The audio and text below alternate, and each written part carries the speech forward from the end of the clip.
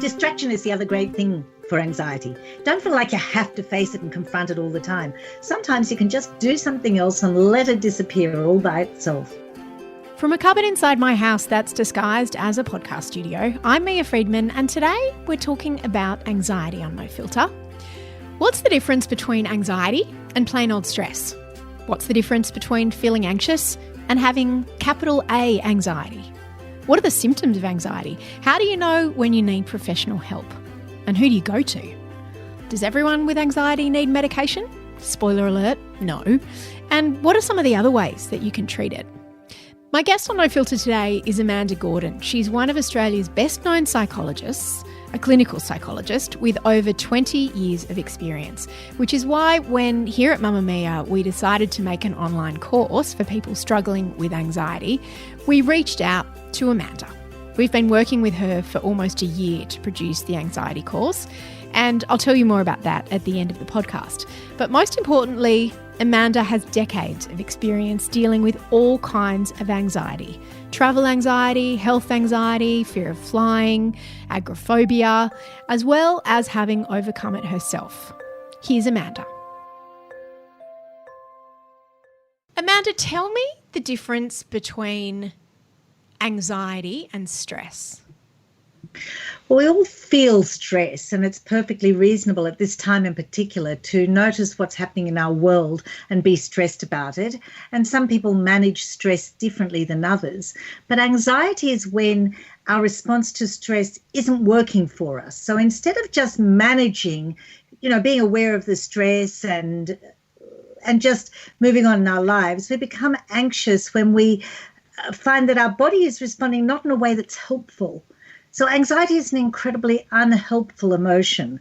It's a very primitive emotion. It comes from fight or flight. We sense a threat, we feel stressed by the threat, and we either stay and face it and fight, or we run. But nowadays, the threats that we have are rather different than that, and it's much harder to survive if we're going to stand there and fight. A car's coming towards us as we cross the road. Standing and fighting doesn't work. Having the adrenaline to run is great. We flee, we fly. So feeling the stress is good. But when the stress is not helpful for our survival, then we can suggest it's converting into anxiety. What are some of the ways someone might become aware that they've got anxiety as opposed to just feeling anxious? For example, at the moment we're speaking during the middle of the corona pandemic, and lots of people are feeling anxious. Going outside, anxious about germs, anxious about getting sick, anxious about their livelihoods. But how is that different to anxiety? Is that sort of stress versus anxiety, or is anxiety, sort of capital A anxiety, a different thing? Yeah, look, I think there is a thing called capital A anxiety. I think sometimes it's very hard to discriminate between small s stress and small a anxiety. But the capital A anxiety is when you feel symptoms of distress without necessarily being able to attach them to anything in particular, or the symptoms become so big that we can't manage them even though we know what they're due to. So let me give you a couple of examples. One is if you're an anxious person and you're walking along and a dog runs by, you might jump out of your skin. Now, someone else might just tolerate the dog going by. That could suggest that you're anxious about dogs. That's one form of capital A anxiety. And in fact, we would call that a phobia potentially, that you are actually phobic about dogs. So you're expressed through that jumping and then starting to avoid going near dogs. But another form of anxiety that people might be aware of right now is that they're just walking along, going on their normal exercise, and suddenly their heart starts racing, or they get palpitations or sweaty hands or whatever, or a bit of a headache. No idea why. Nothing in particular has happened. But that's anxiety. And I bet you anything what really has happened is in the back of their heads, they've been thinking to themselves about the current circumstance, or worried about mum whom they can't go and see, or thinking, I wonder whether I'm going to have my job tomorrow, or feeling very strange and distressed because the kids are around all the time and we're used to them being at school. And so without even noticing what we've done, we've probably said something to ourselves that's actually made us anxious. When you think about it like that, it makes sense that at that point we're getting palpitations. When I had extended anxiety attack, and I had one again at the beginning of sort of lockdown, and I hadn't had one in ages, many, many years. And both times it was triggered by something unrelated to the corona situation, something really minor. But it seemed to almost flick a switch in me that made me almost incapable of functioning. I got a dry mouth. And it wasn't even that I had palpitations. It was more a sort of feeling of existential dread in my stomach. Yeah. Like a heavy, really scared feeling, but very hard to articulate it. Is that a common manifestation of anxiety? It really is. I think at the moment, many of us have what I would describe as a rather high level of irritability. The stress that we're feeling, the worry that we get every day when we're listening to the news or when the kids are driving us mad, whatever it is making us that little less tolerant. So it would have taken much less, something unrelated, as you say, but it tipped you over, whereas normally it wouldn't. Normally you might have had a brief fleeting moment of distress around that, but you wouldn't have actually had the anxiety attack that you described. So I think they are more common at the moment. I've also noticed that my own anxiety has attached itself to different things. So I used to be really scared of flying. I used to be fine about flying until I had children. And then I became very scared of flying. And I thought it was just me, but I've heard that from a lot of people that after they have children, suddenly they develop anxiety around, for example, flying or anxiety more broadly. Is that common? It's about fear of abandoning your children, not being around to look after them. So, if I'm killed when I'm flying, then who's going to look after my kids? Yeah. So it's less about you and more about the kids. Yeah, so it's not uncommon at all. And, some families manage it, in fact, by flying separately so that the kids will never be left parentless, which seems a bit of a shame. Spoils holidays. Well, this could be selfish, but weirdly I felt much better when the kids were flying with me because it was like, well, if we all go down together. That's terrible. That's right. They will never have to experience not being with their mother. Yeah, I felt I would feel better when they were flying with me. But how would someone know whether it might be time to seek help? How do you know that your anxiety has become unmanageable? If from time to time you're walking along and you get some palpitations or whatever and you manage them, and a lot of people now are being very good about doing some meditation, some relaxation strategies, some yoga. If you're managing it and it's not interfering with your general functioning, your general life, then that's fine. Let's not pathologize everything. It's perfectly reasonable from time to time to respond anxiously or have even a bit of a panic attack about something that's really frightening or something just in your day. That's okay. Let's not pathologize. But if you're finding you can't regulate your emotions, and in fact, anxiety is becoming more frequent, or it's interfering with your decision making, or in fact, operating to stop you being effective in your life, then absolutely go and seek professional help. Don't wait. I often found, or the time that I knew that it was time to seek help, when I had that very bad anxiety attack, but also when I've got anxiety, it feels like I'm behind glass, like I can't reach my family, I can't reach the people who love me, I feel very disconnected from my own life. Yes, and of course, then you miss out on all the joy of your life. Yeah. And just think, when you do then go and get professional help, you can get the joy again. So it sounds like it's a pretty good trade-off. What are some of the other things that people can use to treat anxiety? Obviously, there's finding a psychologist. There are lifestyle things that I do as well, in addition to medication. What are some of the things that you've found effective with your clients?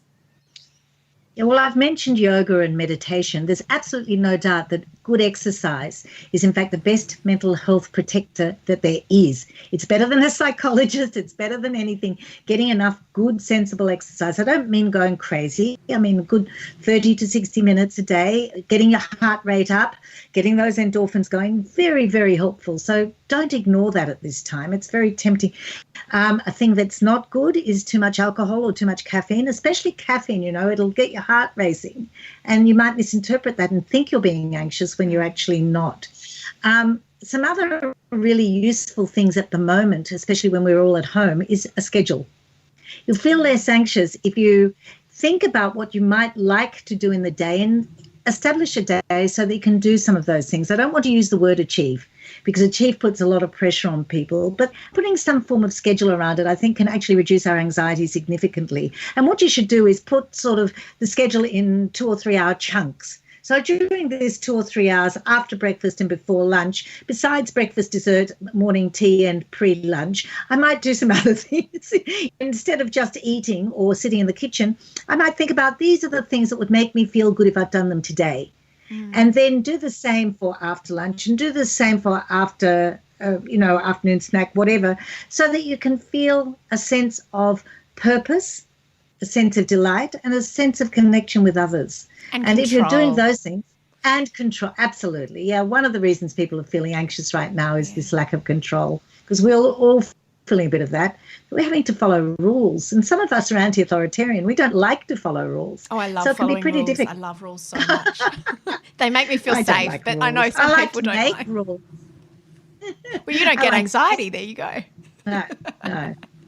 What about trying to explain to people who love you what anxiety is like and how they can best help you?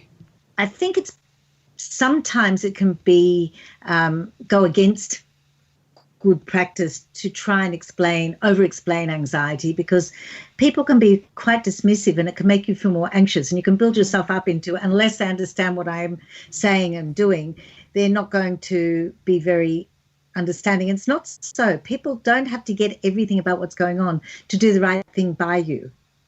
I don't know whether that makes total sense, but this idea of I do feel anxious and I experience it in a range of ways, and it would be really helpful if we did this. It's probably better than trying to do as you did so well and talk about being behind glass. Not everyone can get those words out, make sense of that.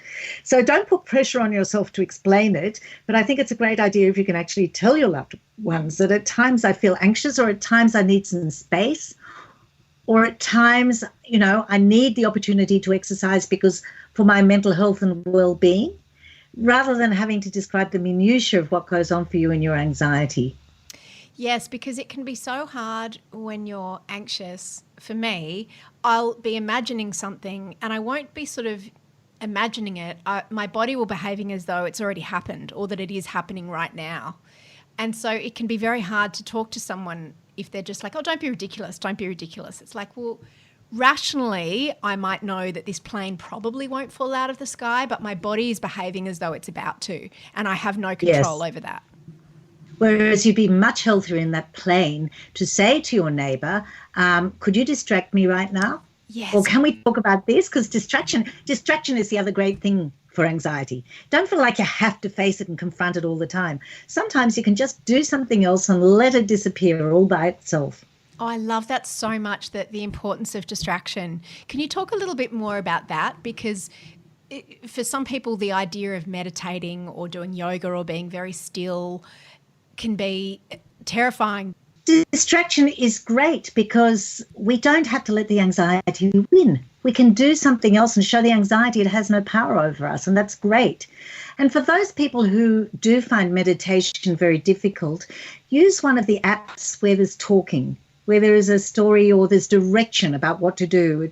Some of the apps can actually tell you to focus on your toes and then your ankle and then your knee, etc. And by doing that, you'll be able to hold on to it. So you're not having an empty mind. You're just focusing on your mind in a distracted sort of way on something other than your anxiety, and that can be very useful.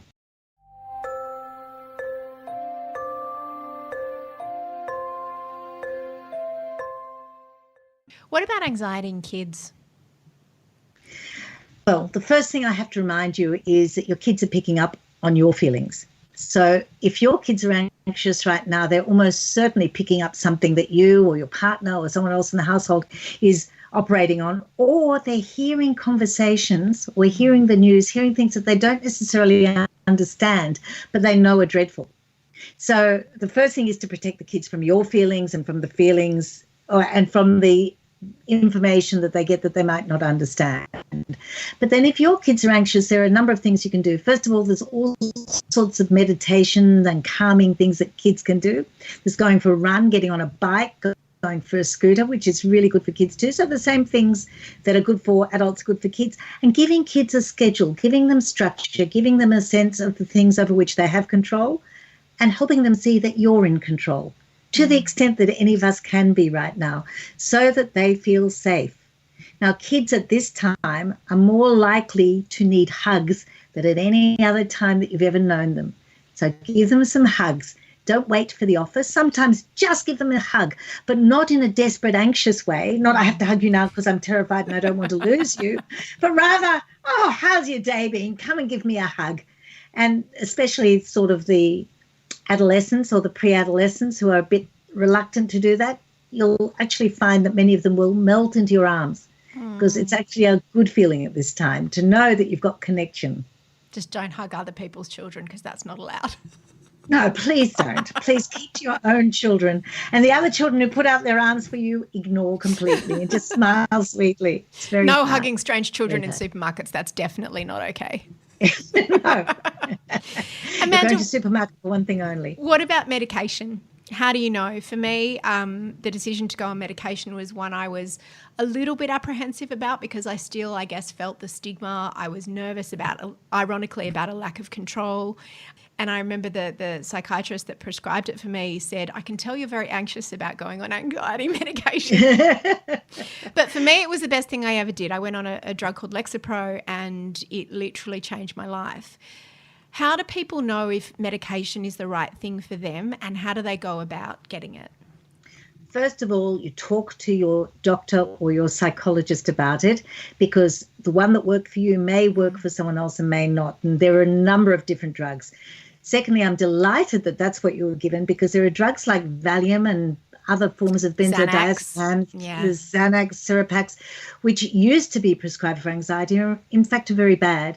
And they because can be they're addictive. Yeah. They're addictive. And what that means is you need more and more to get the same positive effect. And when you go off them, you can bounce back and actually be worse than you were before you started. That's what happened to me. I got something called rebound anxiety when I was prescribed Xanax for fear of flying. And I was fine while the Xanax was working and I was in the air. But then when we landed and it wore off, I was terrified. Yes, absolutely. So I'd really be urging people, even if your GP offers it to you, to go off to stay away from the benzos. Sometimes they're useful for a particular event, like getting on a plane or a particular thing around which you just have a great fright.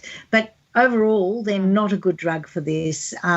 They were developed for some very good reasons, and there are times that they're helpful, but consult with your medical professional. The drug you've been given was developed initially as an antidepressant and has anti-anxiety, legitimate other uses. So some people's anxiety does very well with that. So it really depends on what works for you. Some people do better with beta blockers because what's happening more is symptomatic rather than what's going on in their head. So different things, horses for courses. My recommendation would be, unless you are in a dramatically bad way, you'd be better to go to a psychologist via your GP, but without the medication. Learn some skills, learn some strategies, and the psychologist will work with you because there are some people who really need the medication in order to take advantage of therapy. And some people, and people in mild to moderate and even to moderately severe, often do better with just the psychologist. So we don't want you in the end to be attributing to your improvement to a medication when in fact it's all the good work you've done with the psychologist that's made the real difference. So there are some very good reasons in the first instance, if you're just feeling mildly to moderately needing to see someone, to go via your GP, because you get the referral from the GP and that way you can get some Medicare rebate, to go to the psychologist next. Because a lot of people, it can be expensive seeing someone, and often people don't know how to find a psychologist. Is your GP your first port of call to recommend someone, or should you ask friends? What's the best way to find a psychologist? I do think word of mouth referrals are very good referrals usually, and often GPs know some very good psychologists around, but sometimes they just have the list of local psychologists and don't know them at all. There are many apps and websites that can show you. The Australian Psychological Society, which is psychology.org.au, has a Find a Psychologist button, so you can look through. And I would recommend, if you want a psychologist, ring to make the appointment instead of doing it online and have a chat with the psychologist first. and check that there's at least a small connection over the phone. And especially as in the near future, you're likely to be doing video conferencing rather than face-to-face anyway. It's good that you can feel some comfort in that initial conversation. If you do a mental health plan with your GP, you can get, I don't know how many Medicare sessions you can get, free sessions? Well, let's not use the word free. There's a Medicare rebate. Initially for 6 sessions and currently then for another 4 in the calendar year, so 10 in a calendar year.